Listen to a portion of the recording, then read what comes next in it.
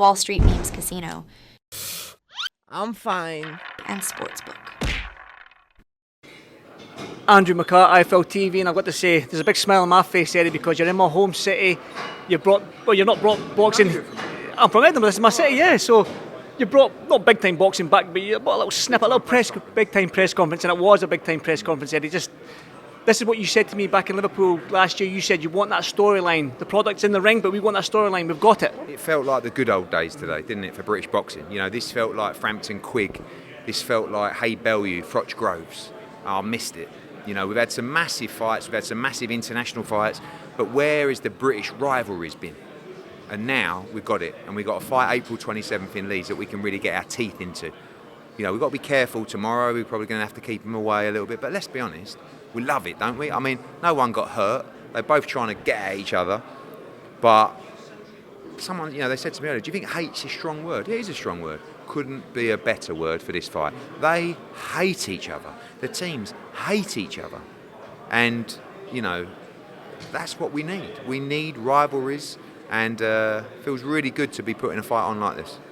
Obviously, Sam Jones, he's not lost for words, whether it be in an interview, if he does a podcast, but it seemed like he was a little bit stuck with some of the crowd booing him and this, that, and the next thing. But again, that adds to that storyline. Sam and even Tom Grant had a little bit to say. So it's good. Yeah, Sam's done a great job for Jack in this fight, and genuinely, I don't think this fight would have happened without Sam, because you know the money these guys want, it's really a pay-per-view fight, and you know I took it to DAZN and said, guys, this is an expensive fight that really, because of the money, needs to go on pay-per-view. And DAZN said, look, you know, we want to provide fights to subscribers non-pay-per-view. And that was one of the reasons that we made our move. You know, you've got Fury against Ngannou coming up. You've got AJ against Ngannou coming up. Fury against Usyk. You've got Haney Garcia. We need to provide value for subscribers. And then I said to Sam, look, go and see who wants to do this fight. Sky come back with a big offer. Put it straight on pay-per-view, and I'm like, so then I have to go back to DAZN and say, guys, up to you. You're going to pay up for your subscribers or not? And they went, yes, we are. So thank you, DAZN, and subscribers should be thanking them as well, because on any other platform, you're paying 25 quid for this fight for one night. And really, really important in light of all these big fights going to Saudi at the moment, which is great, by the way, and we're very lucky because they wouldn't be getting made otherwise. We need to maintain our position in the British market, but you need to do it with big nights and with great rivalries, and this was perfect timing. Sam's talked about difficulties this fight getting made. Tom's talked about difficulties with this fight being made. How difficult was it, Eddie? You're the sort of guy that's between the two teams, maybe talking about it and getting this fight made. So how difficult was this to get on? It's very difficult when people hate each other. The controversy of this first fight should, like 9 times out of 10, there's an instant rematch. But when he says that and you know, Josh talks about his family have had, you know, hate and criticism and stuff like that, you just go, I ain't doing it. I've seen it so many times. Like again, I'll go back to Frampton Quigg. The hatred between those two and the teams, it drives the fight apart, and that's what happened. You know, it's going to be almost 2 years to the day that these two first met, which is mental when you think of the controversy of the fight.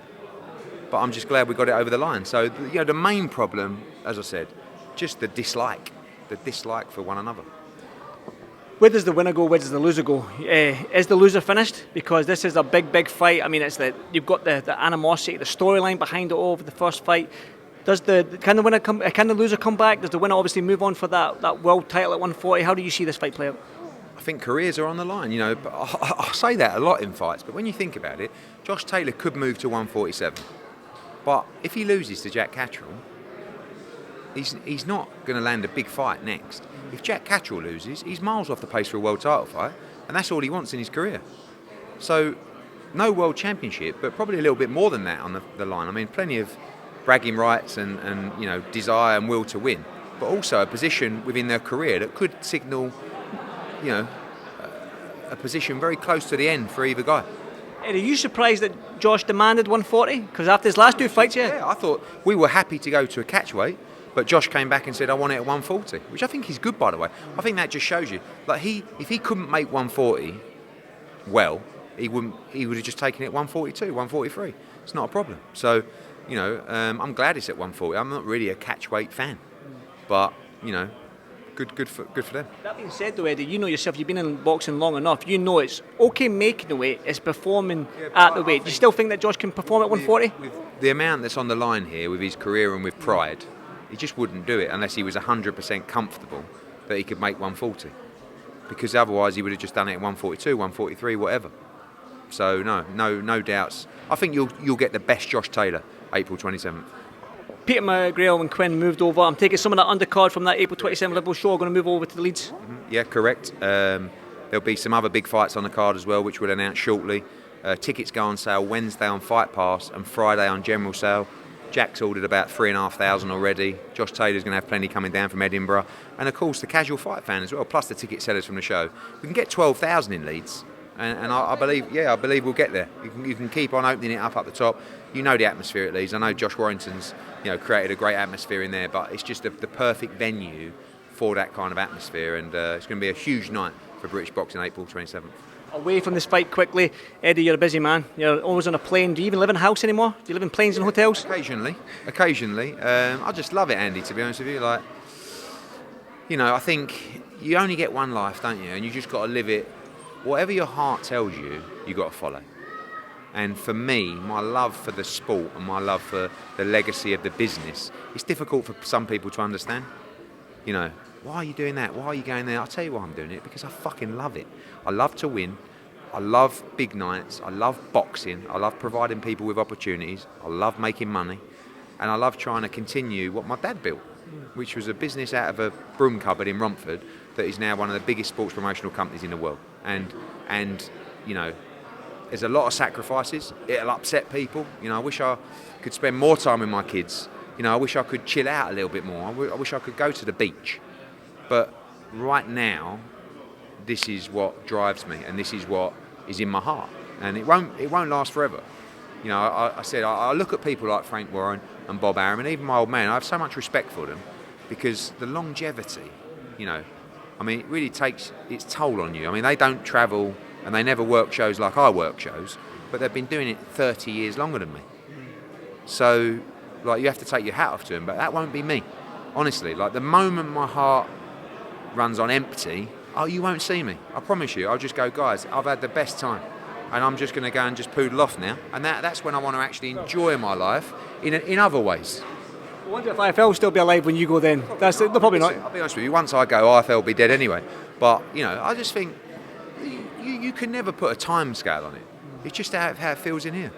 Definitely. Well, let's talk about Anthony Joshua now. He's got a massive fight coming up. That's a part of the schedule as well on DAZN now. Alfie mentioned. I saw you were in Ben Davidson's gym, was it a couple of days ago, yesterday, wherever it was. How's he looking? Really good. It's the first time I've been to Ben's gym. Really impressed by the setup in there. I think him and Leigh Wiley do a great job. They're just gelling so perfectly with AJ. I've always said, when AJ believes in what he's being told and understands the game plan, he's really hard to beat. Analytical. Very analytical, but because he's smart. And you can't just say to a smart fighter, right, mate, just go in there and let your hands go and 1-2 down the pipe. You've got to show him. And he loves that. And I think, like I said, the partnership is going from strength to strength. Tough fight against Ngannou. Because if you want to be analytical, it's difficult to do that against a guy who's only had 10 rounds. Even harder for Fury last time. Still hard for AJ. But at least we got 10 rounds to break it down. But, it's a very dangerous fight. And we're all nervous, but we're all excited. And it's what you want in a sport. It's two giants going at it March 8th. And can you believe it's only 2 weeks this Friday? I'm lucky enough to be out there, so I'm looking forward to it, because when you put two giant men that size, it's dangerous. And I think, take my journalist hat, if that's what you want to call me, because I remember in Vegas 2 years ago you said I'm not a journalist, I'm a fan with a camera, which is true. Yeah, I don't know if You've come on since then. You've gone from a fan with a camera to more of a competition winner. You know what I mean? Which is good. And also a trainer now as well. I've seen you, yeah. I've got a couple of kids I might if you get them on a show, Eddie, that'd be nice of you. Joshua and Ngannou, can you see going that 10-round distance? Look, Ngannou's tough. He's dangerous. Josh has got to be smart, but he's also got to be aggressive. I think Joshua will knock him out. I think it might take 6, 7, 8 rounds, but I just want to see his hand raised and move on. Frank Warren's interview, it's a jeopardy fight. It really is. But I believe Josh will be too much and will have too much for him. We've seen the landscape in that heavyweight division change every time a fight's out in Saudi. We've seen how close, that's why Ngannou's probably got Joshua, how close Tyson Fury was. We've seen guys like Dubois beat Miller. We've seen Parker beat Wilder. We've seen even Ajit Kabayel beat Makhmudov, who was probably the danger man, boogeyman of that division. So it seems that landscape is changing. So this is a dangerous fight for Josh. But talking about landscapes changing, I've got to get your thoughts on the WBC with the 6 judges and the VAR and all this stuff that they're wanting to bring into the sport. I just want to know, again, from a man that's been in the sport long enough, your thoughts. For me, I think VAR slows down the pace of play and the action sometimes. I don't like this multiple judges and stuff like that. I don't mind instant replay for controversial decisions, like, I mean, let's just talk about it. Let's talk about Usyk against Dubois. There's a situation where VAR could have been an interesting dynamic, but even when people have watched it back now, some say it's a low blow, some say it's not. I look at it and go, that's 100% low. Someone else goes, no, it's not. It's on the line. It's like his shorts are too high. So what are we going to? Yeah, but what are we going to get into? Warrington Wood, was that the right stoppage? Well, some people are going to say yes, some people are going to go no. It's not a case of drawing a line down a defender and deciding if he's offside or not. It's still an individual interpretation of a situation. And I don't want to just bastardise the sport. It's like, hang on a minute, guys. You've been battering each other for 7 rounds. Let's just have 4 minutes out here while we just decide whether that was low or not. It's up to the ref and the officials to be good enough to act instantly to make sure they make the right decisions. 2 more from me then, Eddie. Leigh Wood, I'm sure you must have spoke to him when you were down in bed. Obviously that City Ground fight seems to be blowing out the water. What's next for the kid? He wants a fight. Obviously, he wanted to go to the City Ground. That's not happening this year. Now he starts talking about that next summer. So he wants to stay in the sport, which is good. I still like the Warrington fight. Obviously we've got to also keep our eye on the 5v5. If we get the featherweight call for that, it could be Josh Warrington. Love him to fight Nick Ball for the world title if he beats Ray Vargas. I think it's an amazing fight. But we'll see. But Leigh Wood, next week or so, put a plan together, probably for June now. Last question now. I mean, you've seen the crowd here in Edinburgh, the Scottish fans. We used to see all the time when Ricky Burns was up here, and we loved it. Every time you were bringing big fights back up to Scotland, I was a fan back then, the fan with the camera, and I absolutely loved it, Eddie. We miss you up here. We miss you. I miss you guys because I love going places where people care. I mean, Oaxaca last weekend, 10,000 people, Mexicans. It was unbelievable. And same here, same in Ireland. It's got that feel of people actually going to me, Eddie, thanks for coming. When are you bringing boxing back here? Need the stars, need the headliners, need those fighters coming through. I love it because I know if you've got them, we sell out every time. So April 27, you better hope your man wins. Eddie, thank you so much. I'll see you soon. Thank you. Wall Street Memes Casino I'm fine. and Sportsbook.